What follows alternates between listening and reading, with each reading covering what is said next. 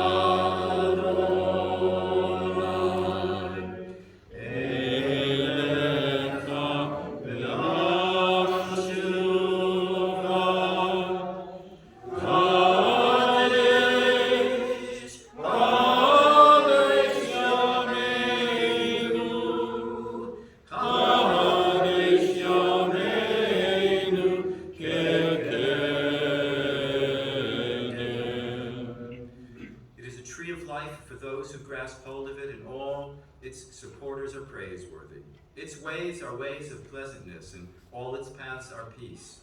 Turn us back to you, O Lord, and we shall return. Renew our lives as in days of old.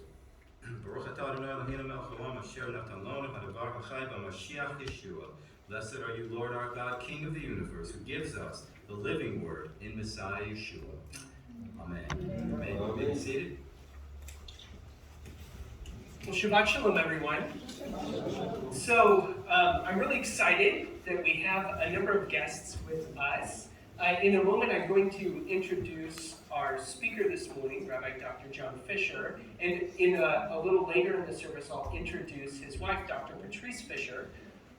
They're wonderful good friends of Monique and I, and so it's a privilege not only to have them as colleagues, but also they're dear friends of ours. And also for those of you who are visiting as a part of Young Scholar Shabbaton that is here organized by the Guzmans. So it's really nice to see you guys and to have you with us today. There's a number of things going on in addition to Shabbaton. The Fishers are with us because tomorrow begins the annual meetings for the Messianic Jewish Rabbinical Council. And so there's a lot happening this coming week with also Shavuot. So with that, I was distracted for the Torah reading because I was trying to find, this is what happens when you don't print things out. I was trying to find the bio, which I'll pull up before I introduce Dr. Patrice, but for Dr. John Fisher, he is, both him and Dr. Patrice are the founders, or you guys didn't found Or Chadash, but you've been leading it for quite a while. Right, oh, you founded it, okay. They founded Or Chadash in Clearwater, Florida, of which they're still the senior leaders of. And prior to that, they led congregations in the Chicago area. Dr. John, in addition to having recently served as president of the Union of Messianic Jewish Congregations, is also works with the seminary, St. Petersburg Theological Seminary and Yeshiva. And he, in addition to his other degrees, holds 2 doctorates, a PhD and a THD. And as I mentioned, he's a really good friend of ours, and it's a privilege to have him with us. And so please, let's give him a warm welcome to Rabbi Dr.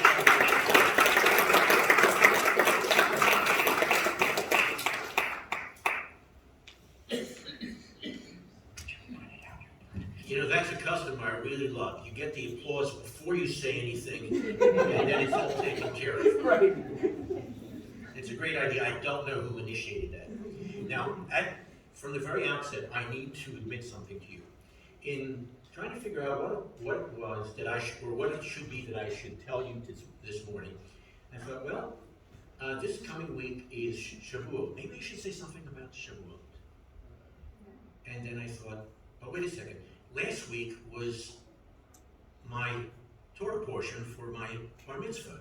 So maybe I should say something about that. And then I realized, well, wait a second. Rosh Chodesh is coming. Maybe I should say something about that. And then I said, well, wait a second, but the parsha for today is B-mitbar. I probably should say something about that. And, well, I'm still like 45. So,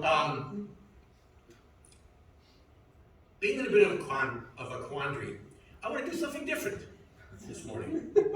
Rather than focus on one passage or the parsha, or even a couple of texts, what I want to do is survey a number of them. I want to go with you, if you would have it, on a tour of several critical and striking, if you would have it, passages that describe the relationship that our God had with our ancestors and the relationship that he wants to have from us as well, or with us as well.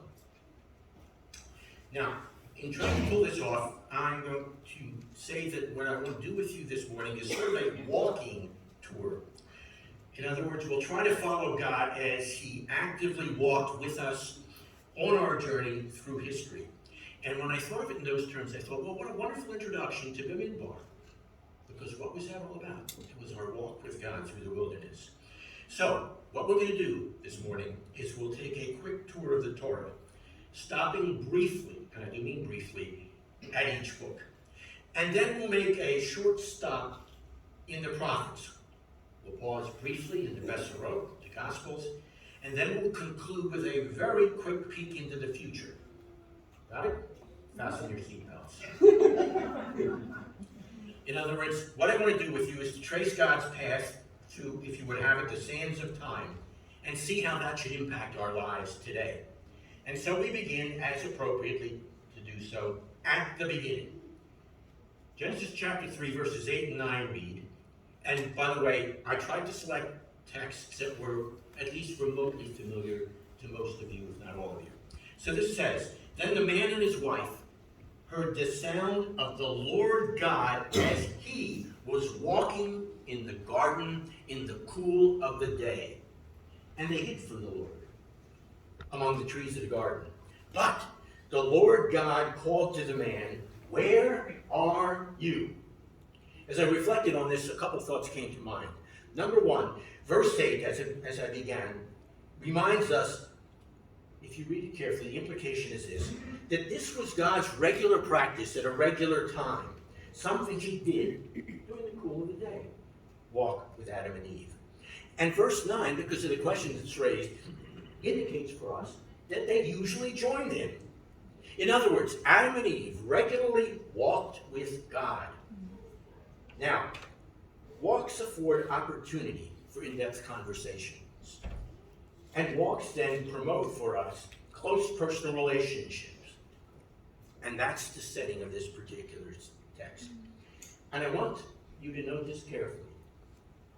Even though Adam and Eve hid from God on this occasion, the text implies very clearly God did not go into hiding. In fact, a few chapters later, he popped in on Abraham. Genesis 18 begins, and the Lord appeared to Abraham near the great trees of Mamre, while he was sitting at the entrance to his tent in the heat of the day. Abraham looked up and saw, and the Hebrew text here has hine. In other words, it's almost as if something happens out of nowhere that you weren't expecting. That's the one-word translation in English of hine. I hyphenated all of it in case you missed it as I ran it past you. Okay. Suddenly there were three men standing there. When he saw them, let me pause again. The Hebrew here is from the verb ra'ah, and it carries with it a sense of perceiving or understanding, not just of seeing. When he saw them, recognized what was going on, he hurried from the entrance of his tent to meet them, and he bowed low to the ground. Then the Lord said, the Lord said, I will surely return to you about this time next year, and Sarah, your wife, will have a son. The first verse sets the scene for us. And then verse 2 provides some details. The Lord showed up, the text tells us, for an impromptu visit with Abraham and with Sarah. These people, the threesome, just appeared, and the Hebrew says, Hinei, and there they were, in effect. And as the text indicates as well, Abraham understood at some level what was going on, and so he responded appropriately. So what does he do? He hurries, and he bows down. This was something important, and this was something, how should I put it? He was in the presence of somebody special. Now, the text says it was in the heat of the day. When I thought of the heat of the day, my mind jumped back to the other passage we just read. In the cool of the day. So what you have here, if you understand it correctly, is a literary framing that highlights the relationship that you find in between. And it emphasizes the lead actor. And then verse 10, then the Lord said, I will surely return to you. Verse 10 emphasizes or confirms the identity of this primary guest. And he brings with him an amazing promise. You will have a son. Several months ago, a state trooper pulled over a pickup truck on I-95. And the trooper said, got any ID? The driver replied, huh? That what? We'll take a second for that to sink in. Well, there was no such ambiguity regarding the identity of Abraham's visitor. God had dropped in on them out of nowhere. And he said he would return. And he did much the same, let me suggest, to Moses. He just showed up. He showed up in the desert as Moses was literally just minding his own business. Now, in all fairness, it wasn't his business he was minding, it was his father-in-law's. But then that makes it a family business anyhow, right? He just shows up as a burning bush. Exodus 3, verses 7 to 9 read, the Lord said, I have indeed seen the misery of my people in Egypt.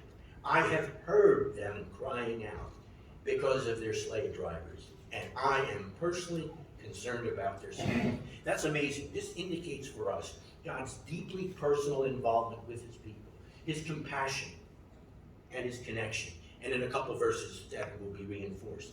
So verse 8 says, so I have come down to rescue them from the hand of the Egyptians, and to bring them up out of that land into a good and spacious land, a land flowing with milk and honey. Look, this text tells us that God was personally going to intervene on their behalf.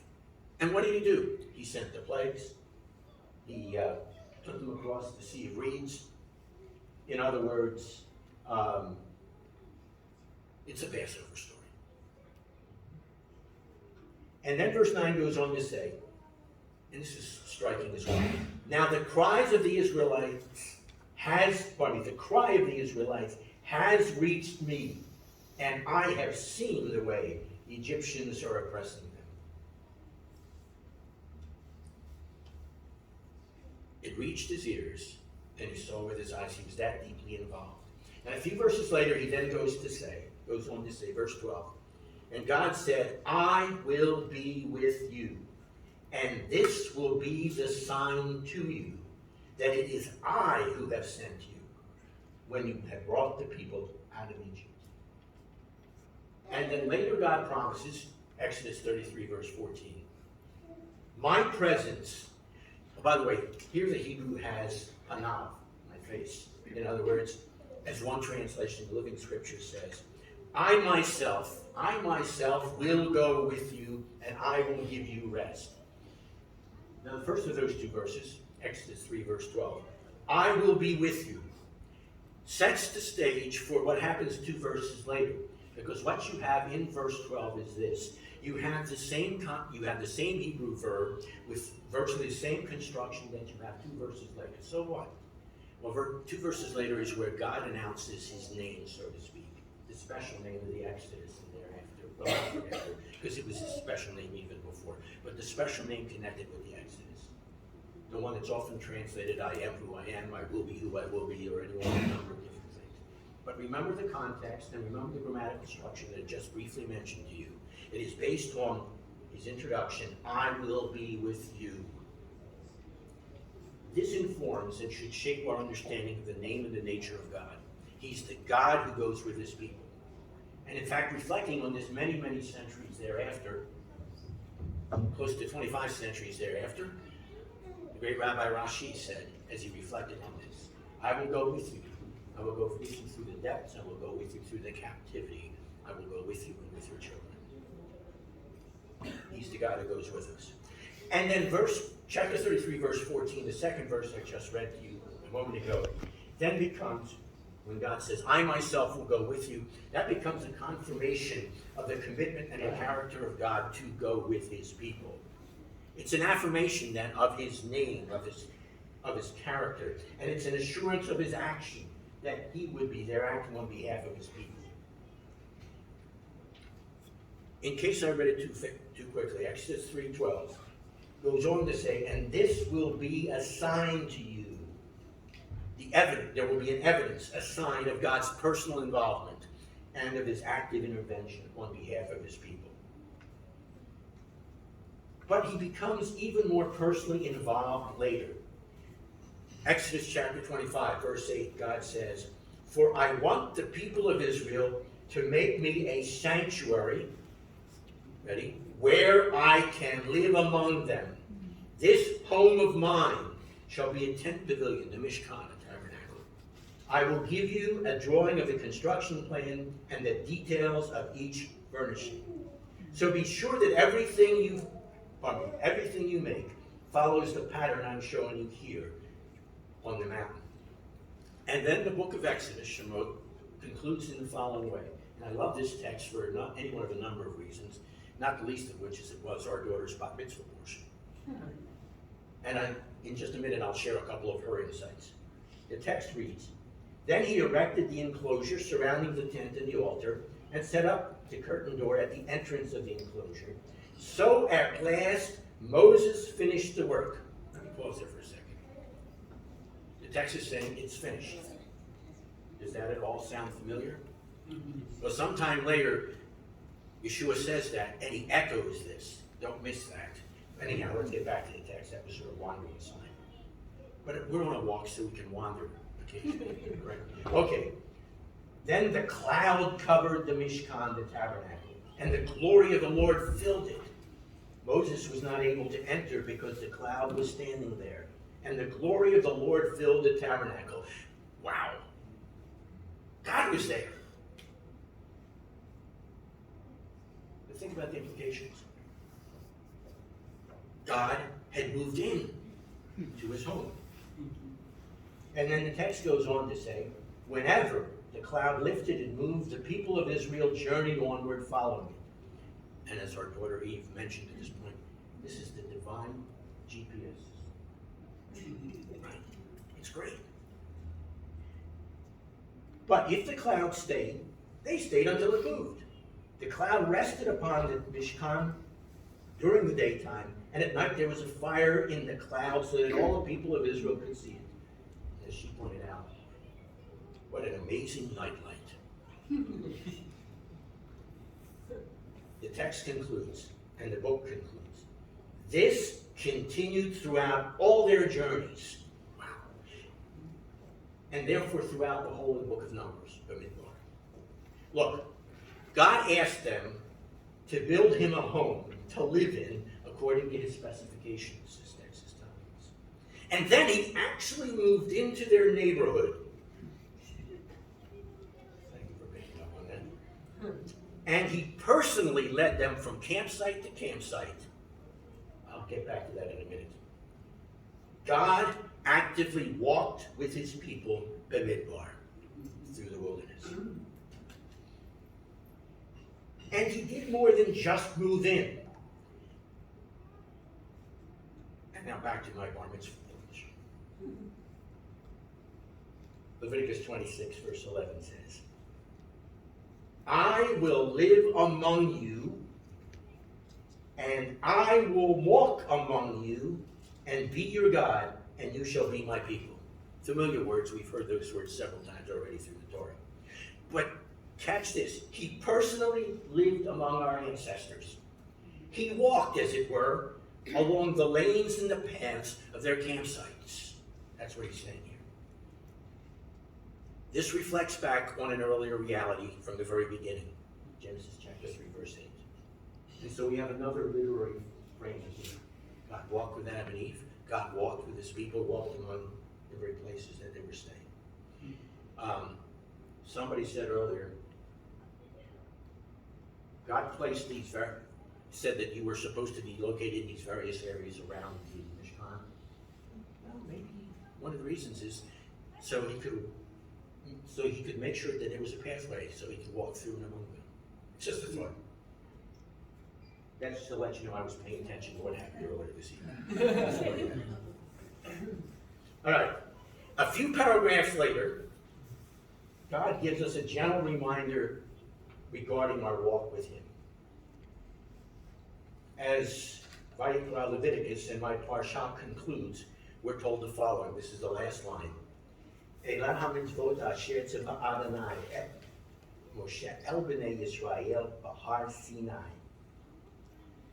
These are the guidelines or the behaviors for guideline which God prescribed for Moses to the children of Israel from Mount Sinai.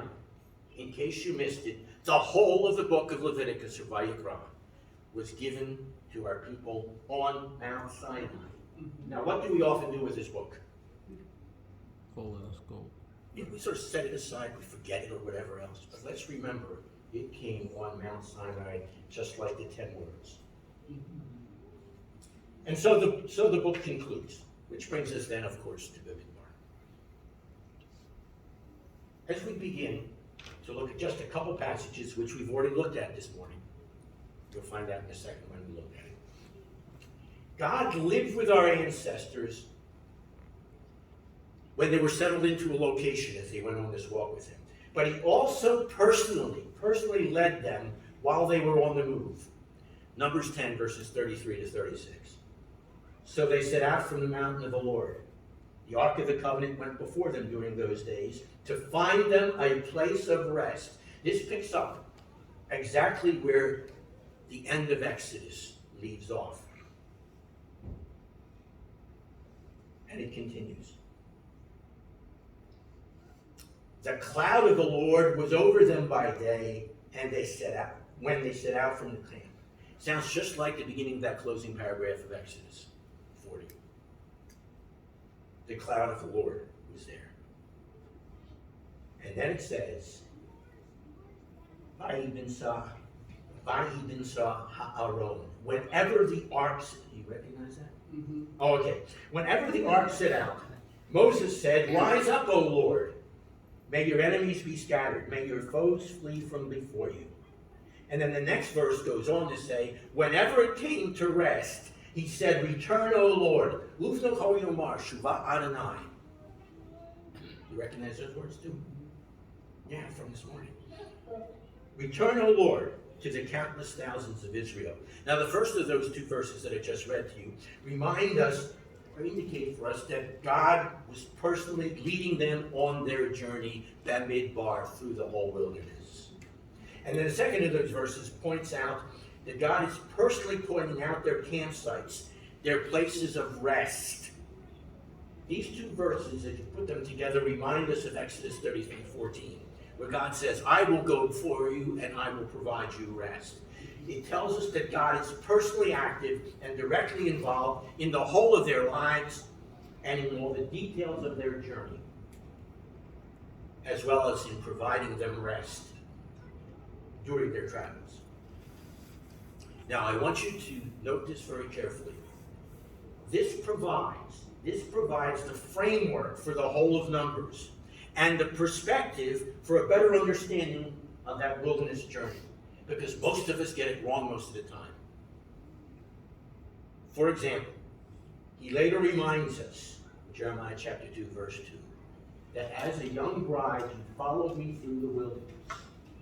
As a young bride, you followed me through the wilderness. The rabbis remind us that the wedding ceremony took place at Mount Sinai. So what does this wilderness journey mean? That's the honeymoon experience of God with his people. And we so often get it wrong. By the way, that's reinforced by the usual Haftarah for today, if it weren't Rosh Chodesh. Hosea 2, verses 19 and 20.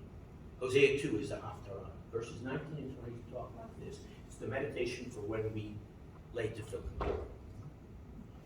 God says, I will betroth you, and it could be translated just as I have betrothed you. Yeah, that's the Old English. But what's the modern equivalence of betrothing? I've engaged you? Yeah, I guess sort of. Whatever. Betrothed sounds so much nicer. I've betrothed you to me forever, in righteousness and in justice, in compassion and loving kindness. I think I got it all. That reinforces the nature of this relationship that the wilderness pictured in that honeymoon experience with God. Moreover, he solemnly promised that this would always be so. So as the Torah proper concludes, Deuteronomy 31, verses 6 and 8, it reminds us of the following. Be strong and courageous. Do not be afraid, for the Lord your God goes with you. He will never leave you nor forsake you. The Lord himself goes before you, and he will be with you. He will never leave you nor forsake you. Do not be afraid. Do not be discouraged. The text says he will always be around. He will always be there for you. And then the second of those verses, verse 8, tells us, he will be true then to his name, to his character, to his promise, that he's the God who goes with his people. Look, gang, these verses describe for us the experience of our ancestors as they walked with God through the wilderness. And they can and they should be our experience as well. And now, as promised, we leap into the prophets for a very striking and strange promise that's related to all this. Stick with me. Isaiah chapter 7, verse 14 says, therefore the Lord himself will give you a sign. And then he tells us what the sign is. The virgin will be with child and will give birth to a son and call him Emmanuel. Alma is the Hebrew term. It's first translated Parthenos, which is the Greek term for virgin. And this is a term in the Tanakh that is in fact used of women who are virgins. Apart from that, it's a whole other story. Sorry, I got sidetracked again. Look, verse says that the Lord himself will go with you, and he will give you a sign. This reflects back on one of the earlier texts we looked at, Exodus chapter 3, verse 12, where God says, I will be with you, and this will be a sign to you. And so the second half of that verse then becomes a confirmation of that very connection, because the child to be born was called Emmanuel, God with us. This tells us that God himself will personally step into human history. He would do this to become even more personally and intimately involved with our people. But this is totally in keeping with the personal experience our ancestors had. And it's completely consistent with God's name, as we've come to understand it this morning, his character, and his promises, the God who goes with his people. And so, and we reflected on this as part of the service this morning, he did personally enter human history. The text from the Gospel written by Yochanan HaShliach says, John 1:14, you'll recognize the verses, and then verse 18. The Word became a human being and made his dwelling among us. Dwelling among us? Didn't we just read that in Exodus? We have seen his glory. Boy, that sure sounds like what we read in Exodus, doesn't it? His glory. The glory of the one and only. Now, quick aside here, and I'm going to be very quick about this because I can easily get sidetracked here as well. Word does not come from the Greek concept of logos. comes from the Aramaic Targums, memra. Memra was one of three key terms that was used to describe God, or used as a, I won't say it's very different, a placeholder instead of the name of God. The other two words were yakar, or glory. You see that in this text as well. And you know this third word, Shekinah, his dwelling or his presence among his people. So that's what's in the background of this verse. Then we move on to verse 18. No one has seen God, but, and now I'm reading from a translation of the better manuscripts, weak manuscripts. But God, the one and only, who is at the Father's side, has made him known. Two quick reflections here. At the Father's side is reflected also in Hebrews chapter 1, verses 1 to 3, which we included as part of the service. Told you these texts should be familiar, right? But they're built on Psalm 110:1, where the text says, the Lord said to my Lord, sit at my right hand.